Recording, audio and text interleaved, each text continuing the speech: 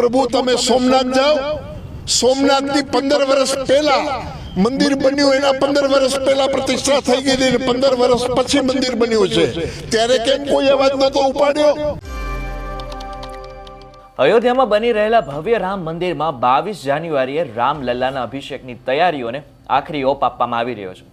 જોકે જ્યોતિષ મઠના શંકરાચાર્ય હવે મુક્તેશ્વરાનંદે પ્રાણ પ્રતિષ્ઠા મહોત્સવને લઈને સવાલ ઉઠાવ્યા હતા, જેના પર હવે જૂનાગઢના ઇન્દ્ર ભારતી મહારાજે પલટવાર કર્યો છે.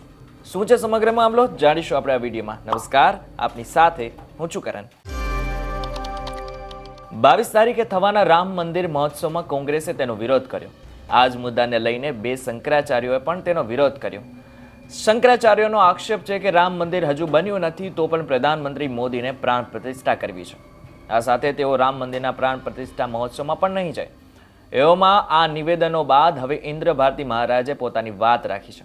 તેમણે તો ત્યાં સુધી કહી દીધું છે કે જે સનાતનીઓને એમ કહેતા હોય છે કે મંદિર નિર્માણ કાર્ય પૂર્ણ થયા બાદ જ પ્રાણ પ્રતિષ્ઠા મહોત્સવ થઈ શકે, તો તેમને પૂછવા માંગુ છું કે સોમનાથની પ્રાણ પ્રતિષ્ઠા વખતે શા માટે તેઓ નહોતા બોલ્યા? અત્યારે કોના કહેવાથી વિરોધ કરવા નીકળ્યા છો? તેમણે શું કહ્યું તે એકવાર સાંભળી લઈએ. આજે ઘણા સનાતનીઓ જ આજે મંદિરનું કે ભાઈ મંદિર હજી બન્યું નથી ને એની અંદર પ્રતિષ્ઠા થાય છે ને આમ ને તેમ ને ઘણા એવા બોલવાવાળા બોલે પણ છે. તો એની સામે આપણે જોવાનું નથી.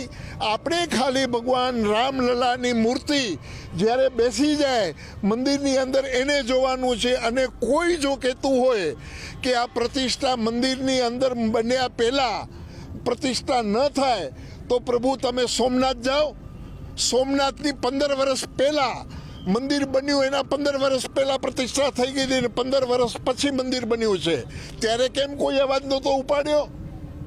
અને આજે કોઈ પણ બોલવા માંડે છે કે આ મંદિર ગર્ભગૃહની અંદર ભગવાન રામ ન બેસે. અરે જેની અમારી પેઢીઓ રાહ જોતી હતી એ દિવસો આજે અમારી સામે આવ્યા છે તો એમને વધાવી લેવાના હોય. ત્યારે આ બાબતે તમે શું વિચારી રહ્યા છો? શંકરાચાર્ય સાચા છે કે પછી ઇન્દ્ર ભારતી બાપુ જે રીતે કહી રહ્યા છે તે સાચું છે? એમને કોમેન્ટ કરીને ચોક્કસ જણાવશો.